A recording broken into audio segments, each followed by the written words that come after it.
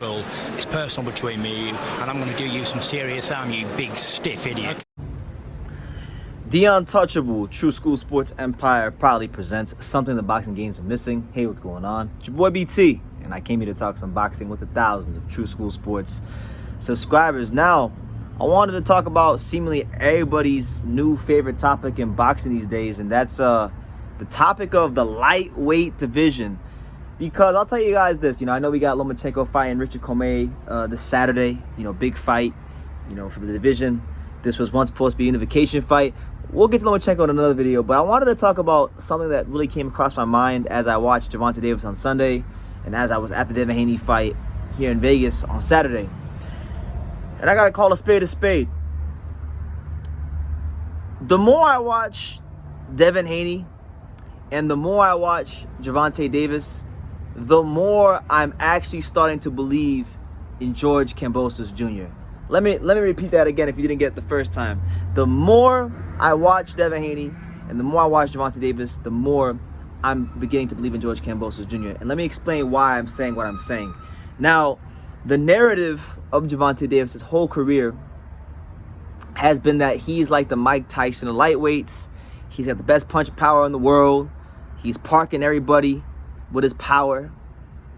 But I've always kind of questioned his power. Why? Because he's been pretty much for the most of his career in a witness protection program, and as far as lightweight's concerned, been in witness protection, been fighting these guys 122, 126, dragging them up weight classes.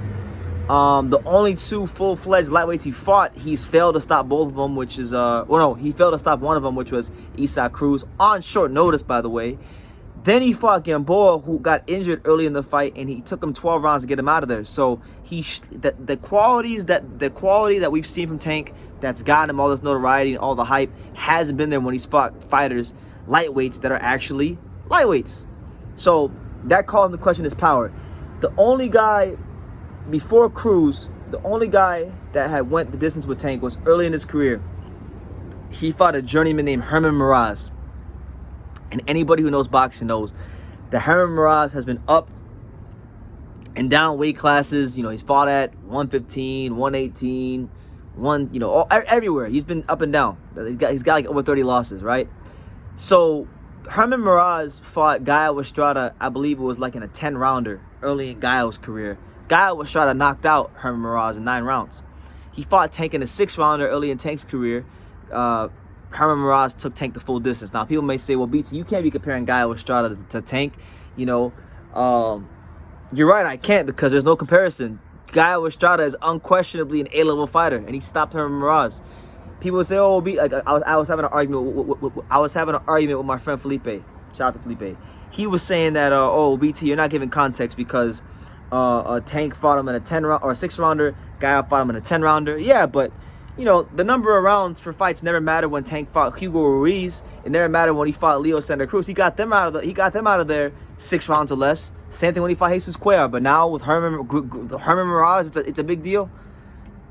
His power is to be questioned, and then there's a reason that Melee Promotions is matching him the way they're matching him, and it showed against Cruz, it showed in other fights, and I believe I like Tank. I'm speaking as a Tank fan. There are reasons to question how great Tank really is. Now, in the case of Devin Haney, I've always questioned Devin Haney for so many reasons. I like him. Good fighter, can box, wins fights just off the jab and the lead hand alone. There's things to like when it comes to Devin Haney. So I'm not going to sit here and just shit on him because there's a lot to like when it comes to Devin Haney. But there is that extra bit of quality that is lacking. All right? Devin Haney, I've been hearing it fight after fight, Shout out to my boy Sean Tell, but I gotta call him out. Sean Tell talked my head off the whole fight week, the whole week before the fight, the 2 weeks leading up to the Devin Haney fight, about what Devin Haney's doing in the gym. People in Vegas, along with Sean, been telling me what he's doing in sparring. They had me really gassed to see what Devin Haney was gonna do to this 130-pounder, who's a 135-pounder now. And I'm thinking I'm gonna see Detroit Kronk Gym style Devin Haney, throwing them grown man punches, putting JoJo out. And what did I get? I got a Devin Haney who continued to show vulnerability. I got a Devin Haney that, yeah, he boxed well. He showed the willingness, and I give him credit for that, the willingness to sit there in the pocket and be a dog and try to outfight. Jojo Diaz, but ultimately I saw a lightweight that is very beatable and is a knockout loss waiting to happen. I mean, for Christ's sakes, for everything that is good, righteous, and pure, for all the talk about how great of a boxer technically and how defensively sound Devin Haney is, he sure gets hit a lot. He sure gets hit a lot. And because of these things, because of these lack of qualities that I'm seeing with Tank and Devin on a consistent basis, it's making me believe in George. Because, okay, people may say, well, George Kambosos Jr., he's got 3 split decision victories in a row. They've all been close fights, which is bullshit, because anybody who's watched those fights knows that he beat T.O. by UD, really. It really shouldn't have been no split. And he beat Lee Selby by split. The only guy that really deserved a split was Mickey Bay. Everyone else should have lost by UD. But the reason I'm believing in George Kambosos Jr. is because I think he's a fighter that will get better. You know, he's a fighter that I truthfully believe, you know, he has the kind of mentality to where he's gonna improve. I told you guys about a year ago when the T.O. fight was first discussed, I said that George Kambosos Jr.'s best quality is that he's got smart, intelligent feet. He understands distance, he understands range, and it really showed itself a year on from that video when he fought T.O. and he made T.O. fall inches short, half an inch short, consistently, because he's got the understanding of distance and timing. So I think he's a better boxer than people give him credit for. Very fast, can put punches together. So, you know, Devin Haney, the reason Devin Haney beats a lot of these guys is because Devin Haney has a tremendous speed advantage over these guys. When he fights George, he may have an advantage or he may not have an advantage, or they might be even, whatever, but he's not going to have the advantage to the level where he's going to, in speed, where he's accustomed to having it. And how does Devin Haney beat how can Devin Haney beat a fighter when he doesn't punch that hard and he doesn't have a significant speed advantage and he gets hit a lot, you know? It's a close fight. It's a much better fight than people think. And I would even say George can beat Devin. Gervonta Davis, I mean, this is a guy, like I've said many times before, the 2 135-pounders that he actually fought at 135, one he went damn near 12 rounds with and had one leg and he couldn't stop him, or he stopped him in the 12th round, but looked pedestrian before he did it. And then same thing. And then when he fought Cruz on 5 weeks' notice, he couldn't get him out of there. And a lot of people thought he lost that fight, and it was such a close fight that it warranted a rematch. So I'm saying all this to say that, first and foremost, the lightweight division is increasingly becoming one of boxing's most overrated divisions. It's a fun division. It's got a lot of big names, but it's not like, you know, it's not 115. There ain't as many clear-cut, definitive A-level fighters at 135 as there are at 115. A lot of the guys at 135, like Tank, like Devin, they're living off of potential, and they're living off of what they could become, not what actually is. And I think people, because of all the promotion and marketing dollars put behind them, people are overrating how good they actually really are. You know, straight up, I'm telling you guys what it is. 135 is the overrated weight class. But the more these guys fight, the more I'm believing in George Kambosos Jr. because he's got, in my opinion, he's the strongest fighter mentally in the division. He's gone on the road and he's won multiple occasions. He can box, he can move, he can bang, he can punch. He's durable, he's got a chin, he can fight. You know, like Blair Cobbs told Terrence Crawford, you know, a lot of these guys at 135, they can box, but can they fucking fight? I don't know if we can. You know, we know Devin Haney can box, but can he fucking fight? We don't know. You know, we don't know. You know, he's doing enough to win these fights, and I give him credit for that. That's why all you can ask a fighter to do is win on the night, and he's done that so far in his career. But you know, I just think that he's gonna need more quality, and Gervonta's gonna need more quality if they're gonna be a George Kambosos Jr. That's just my opinion. And to sit here and say that Devin Haney is this boxing genius, I think that's is Devin Haney a good outside boxer? Yes. Is he the next Mayweather? No. Is he still developing? Yes. Can he improve? Yes. But speaking in his current form, I don't see him beating George Kambosos Jr. He's gonna have to develop really, really soon. As far as Tank, can Tank punch? Yes. Is he explosive? Yes. But is he this great big monster and kill that everybody says he is? I don't think so. I really don't think he is. I think he's a very beatable fighter as well. You know, I can't believe I'm saying this, but you know, the sun might spin the earth might spin around the axis of the sun. Lomachenko lost Teofimo Lopez. Now Teofimo Lopez is going to be out the picture soon.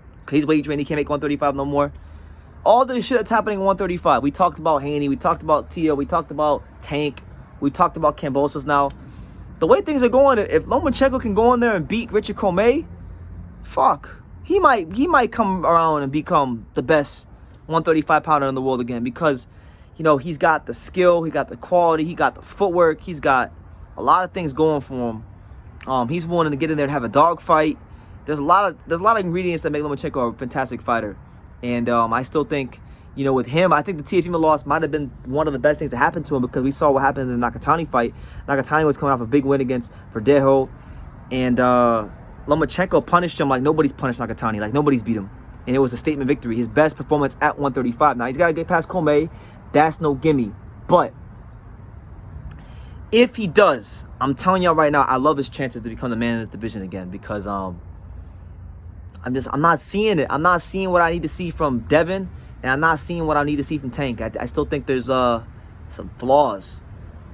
Too many flaws for a fighter like Lomachenko to not exploit and take advantage of. You know what I'm saying? Then on top of that, you know, you got just a lot. You know, you got Ryan Garcia. Ryan Garcia is still in the mix. You know, I know this year Ryan Garcia's kind of been the punching bag for boxing fans because of, you know, him pulling out, him saying he's gonna fight Pacquiao, then him saying he's got mental health problems. He's been a punching bag for a lot of boxing fans this year, and rightfully so. Rightfully so. But, you know, one thing we can't say about Ryan Garcia, he's very tall for the weight class. He's got very good speed. He's punching hard with both hands. I think it's fair to criticize Ryan Garcia and say that he's in a witness protection program too, because Golden Boy Promotions, up until the Luke Campbell fight, he was fighting, you know, these guys like, you know, Francisco Fonseca and Romero Duno, smaller fighters, dragging them up weight classes. So he's done the same thing Tank's done to create this aura of invincibility and illusion, but he can punch. He did show some quality. He actually did go through a firefight, and he's beaten a fighter much better than anybody on Tank's resume. So Ryan Garcia, as much as I hate to say this, Ryan Garcia might fuck around and become the man of this division. 135 is all fucked up right now. It's a crazy division. You know, I personally like George. I hope George can hold the belts for a long time.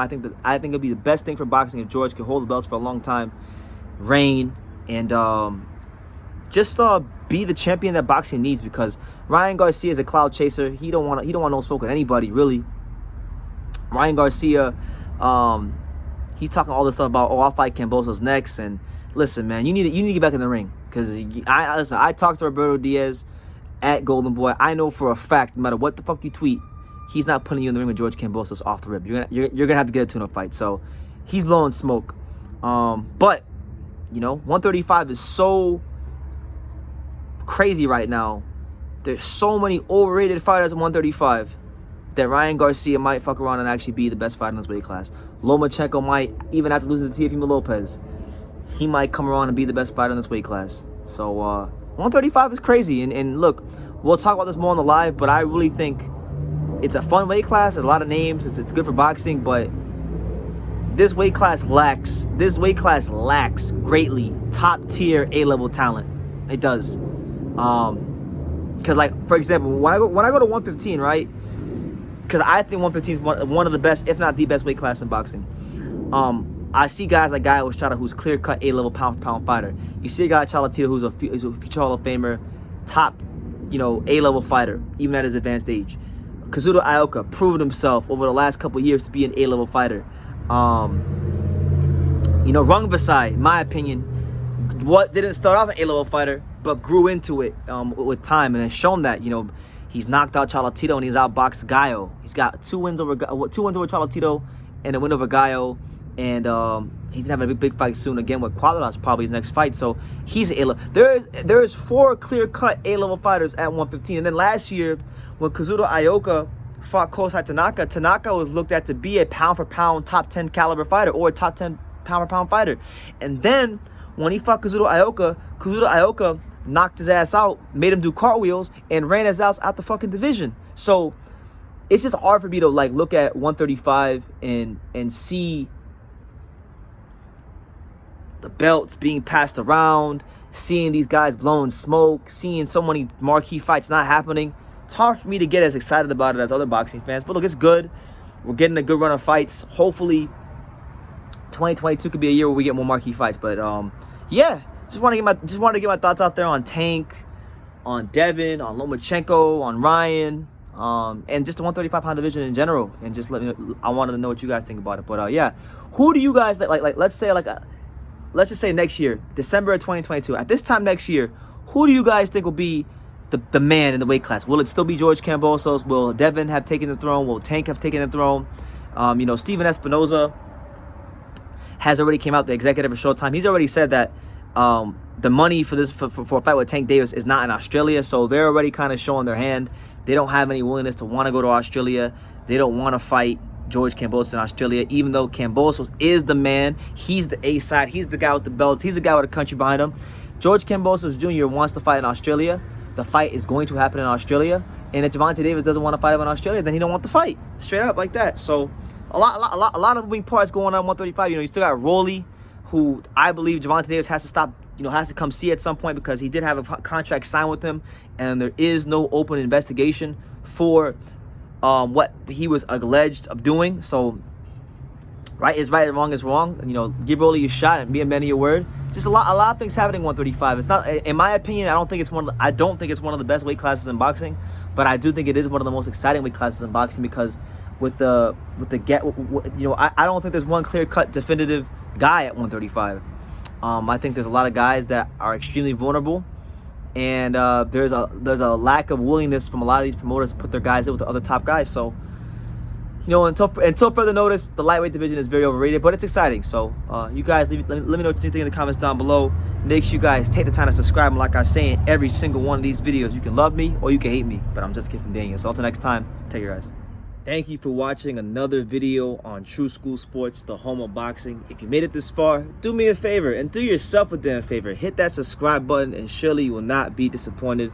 True School Sports bringing you the latest and greatest, the untouchable, boxing content, interviews, news videos, breakdowns, live fight reaction extravaganza. We've got a great community of people here, boxing fans all over the world, from America to the UK to Australia, and on and on and on. So join the empire today. Hit that subscribe button. Take care and God bless.